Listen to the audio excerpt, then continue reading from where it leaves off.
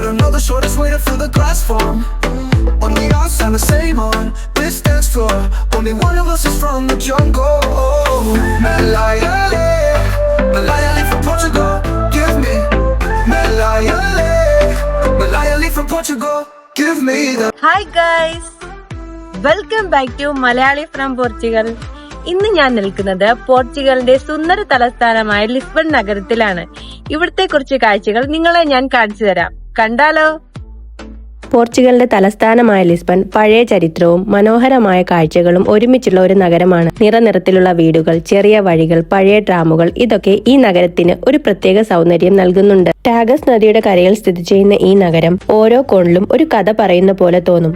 അതുകൊണ്ട് തന്നെ ലോകത്തിന്റെ പല ഭാഗങ്ങളിൽ നിന്നുമുള്ള ആളുകൾ ലിസ്ബൺ കാണാൻ എത്തുന്നുണ്ട്. അപ്പോൾ ഇന്നത്തെ ഈ ചെറിയ യാത്രയിൽ ലിസ്ബണിലെ ചില മനോഹര സ്ഥലങ്ങൾ നിങ്ങളെ കൂടി കാണിക്കാം. ലിസ്ബൺ എത്തിയുടൻ ആദ്യം ഞാൻ വന്നത് ഈ പ്രശസ്തമായ ബെലേം ടവറിലേക്കാണ്. ടാഗസ് നദിയുടെ കരയിൽ നിൽക്കുന്ന ഈ ടവർ പോർച്ചുഗലിന്റെ പഴയ സമുദ്രയാത്രകളുടെ ഓർമ്മകൾ സൂക്ഷിക്കുന്ന ഒരു ചരിത്ര സ്മാരകമാണ്.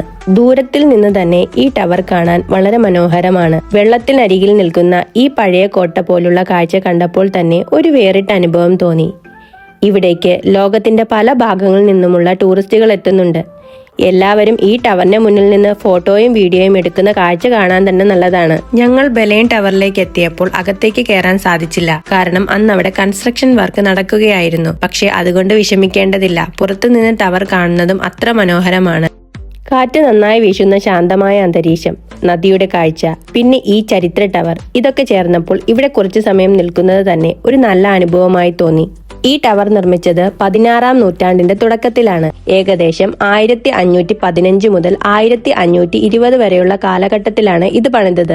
അന്നത്തെ കാലത്ത് പോർച്ചുഗലിനെ കടൽ വഴി വരുന്ന ആക്രമണങ്ങളിൽ നിന്ന് സംരക്ഷിക്കാൻ വേണ്ടി ഈ കോട്ട പോലുള്ള ടവർ നിർമ്മിച്ചതാണ്. ടാഗസ് നദിയുടെ കരയിൽ നിൽക്കുന്ന ഈ ടവർ ഒരു കാലത്ത് ലിസ്ബൺ നഗരത്തിലേക്ക് കടൽ വഴി പ്രവേശിക്കുന്ന കപ്പലുകൾക്ക് ഒരു പ്രധാന കാവൽ പോസ്റ്റ് ആയിരുന്നു. പോർച്ചുഗലിന്റെ പ്രശസ്തമായ സമുദ്രയാത്രകളുടെ കാലത്ത് പല കപ്പലുകളും യാത്രയ്ക്ക് പുറപ്പെടുമ്പോൾ ഈ ടവറിനരികിലൂടെ തന്നെയാണ് കടന്നുപോയിരുന്നത്. അതുകൊണ്ട് തന്നെ ബെലേം ടവർ പോർച്ചുഗലിന്റെ സമുദ്ര ചരിത്രത്തിന്റെ ഒരു പ്രധാന ചിഹ്നമായി ഇന്ന് കാണപ്പെടുന്നു. ഇന്ന് ഈ സ്ഥലം ലോകത്തിന്റെ പല ഭാഗങ്ങളിൽ നിന്നുമുള്ള ടൂറിസ്റ്റുകൾ എത്തുന്ന ഒരു പ്രധാന ആകർഷണ കേന്ദ്രമാണ്. 1983 മുതൽ ഇത് യുനെസ്കോ വേൾഡ് ഹെറിറ്റേജ് പട്ടികയിലും ഉൾപ്പെടുത്തിയിട്ടുണ്ട്. അതിനുശേഷം ഞങ്ങൾ നേരെ വന്നത് ബെലേം ടവറിനോട് ചേർന്നുള്ള മ്യൂസിയോ ദി കോംബറ്റന്റ് എന്ന സ്ഥലത്തേക്കാണ്. പോർച്ചുഗലിന്റെ സൈനിക ചരിത്രത്തെയും യുദ്ധങ്ങളിൽ പങ്കെടുത്ത സൈനികരെയും ഓർമ്മപ്പെടുത്താൻ നിർമ്മിച്ച ഒരു മ്യൂസിയമാണിത്.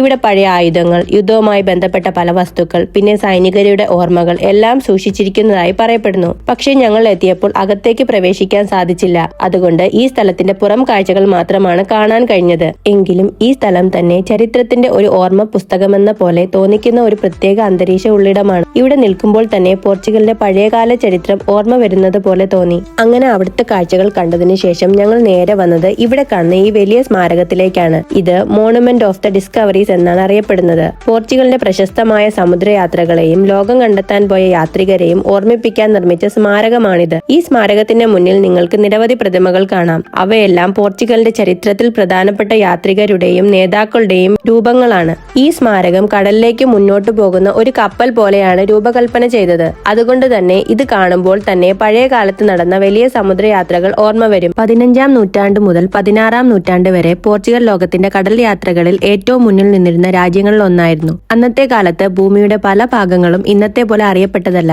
അങ്ങനെയാണ് പോർച്ചുഗീസ് നാവികർ വലിയ ധൈര്യത്തോടെ അറിയാത്ത സമുദ്രയാത്രകളിലേക്ക് യാത്ര തുടങ്ങിയത്, പുതിയ രാജ്യങ്ങളും വ്യാപാര വഴികളും കണ്ടെത്താൻ.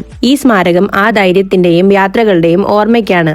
1960-ൽ ഇത് വീണ്ടും നിർമ്മിച്ചത് പ്രിൻസ് ഹെൻറി എന്ന നാവിഗേറ്റർ എന്ന രാജകുമാരന്റെ 500-ാം ചരമവാർഷികം അനുസ്മരിച്ചാണ്. ഇതിന്റെ മുന്നിൽ നിലത്ത് ഒരു വലിയ ലോകമാപ്പും കാണാൻ കഴിയും. പോർച്ചുഗീസ് യാത്രികർ ലോകത്തിന്റെ പല ഭാഗങ്ങളിലേക്ക് പോയ വഴികൾ ഇവിടെ അടയാളപ്പെടുത്തിയിട്ടുണ്ട്. ചരിത്രവും കലയും ഒരുമിച്ചുള്ള ഒരു മനോഹരമായ സ്ഥലം തന്നെയാണ് ഇത്. അവിടെ ശ്രദ്ധിച്ചു നോക്കിയാൽ ഇന്ത്യയിലെ കാലിക്കറ്റ്, ഇന്നത്തെ കോഴിക്കോട് എന്ന സ്ഥലവും ഇവിടെ അടയാളപ്പെടുത്തിയിരിക്കുന്നത് കാണാം. 1498-ൽ പോർച്ചുഗീസ് യാത്രികനായ വാസ്കോ ഡ ഗാമ കടൽ മാർഗം ഇന്ത്യയിൽ എത്തിയത് ഈ കാലിക്കറ്റിലേക്കാണ്. ഇത് ലോക ചരിത്രത്തിന്റെ ഒരു വലിയ സംഭവമായിരുന്നു. കാരണം അതിനുശേഷമാണ് യൂറോപ്പും ഇന്ത്യയും തമ്മിലുള്ള കടൽ വ്യാപാര ബന്ധങ്ങൾ കൂടുതൽ ശക്തമായത്. കേരളത്തിന്റെ തീരപ്രദേശങ്ങളിലേക്ക് പോർച്ചുഗീസുകാർ എത്തുകയും പിന്നീട് അവിടെ വ്യാപാരവും സംസ്കാരപരമായ പല മാറ്റങ്ങളും ഉണ്ടാവുകയും ചെയ്തു. അതുകൊണ്ട് തന്നെ ഈ മാപ്പിൽ കാലിക്കറ്റ് അടയാളപ്പെടുത്തിയിരിക്കുന്നത് കണ്ടപ്പോൾ കേരളവുമായി ബന്ധപ്പെട്ട ഒരു ചെറിയ ചരിത്ര ബന്ധം ഇവിടെ കാണാൻ കഴിഞ്ഞത് വളരെ പ്രത്യേകമായി തോന്നി. മോണുമെന്റ് ഓഫ് ദ ഡിസ്കവറി കണ്ടതിന് ശേഷം ഞങ്ങൾ മുന്നോട്ട് നടന്നപ്പോൾ വളരെ മനോഹരമായൊരു കാഴ്ച കാണാൻ കഴിഞ്ഞു.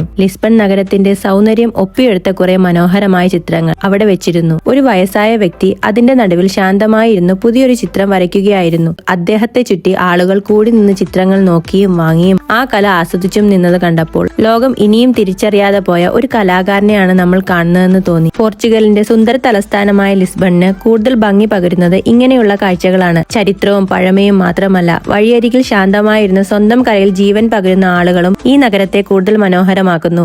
ലിസ്ബണിന്റെ സൗന്ദര്യം കെട്ടിടങ്ങളിലും കടൽ കാഴ്ചകളിലും മാത്രം ഒതുങ്ങുന്നതല്ല, ഇങ്ങനെ മനസ്സിൽ തൊടുന്ന ചെറിയ ചെറിയ നിമിഷങ്ങളിലുമാണ് അതൊളിഞ്ഞിരിക്കുന്നത്. അപ്പോൾ ഇന്നത്തെ ലിസ്ബൺ യാത്ര ഇവിടെ അവസാനിപ്പിക്കുകയാണ്. ഇതൊരു ചെറിയ യാത്ര മാത്രമായിരുന്നു കേട്ടോ. പിന്നെ സമയം കുറവായിരുന്നതിനാലും സാന്ദ്രേമിലേക്ക് തിരിച്ചു പോകേണ്ടതിനാലും ഞാൻ എന്റെ വീഡിയോ ഇവിടെ അവസാനിപ്പിക്കുകയാണ്. പക്ഷേ വീണ്ടും പുതിയൊരു ലിസ്ബൺ വീഡിയോയുമായി ഞാൻ വരുന്നതായിരിക്കും. ഈ നഗരത്തിലെ കൂടുതൽ മനോഹരമായ കാഴ്ചകളും കുറച്ച് രസകരമായ സ്ഥലങ്ങളും നിങ്ങളെ കാണിക്കാൻ ഞാൻ ആഗ്രഹിക്കുന്നുണ്ട്. എല്ലാവർക്കും എന്റെ ഈ ചെറിയ വീഡിയോ ഇഷ്ടമായെന്ന് ഞാൻ വിചാരിക്കുന്നു. വീണ്ടും ഒരു പുതിയ വീഡിയോയുമായി ഞാൻ വരുന്നതായിരിക്കും. പോർച്ചുഗലിലെ കൂടുതൽ വിശേഷങ്ങൾ നിങ്ങളിലേക്ക് എത്തിക്കുന്നതായിരിക്കും. അതുവരെയും ബൈ ബൈ.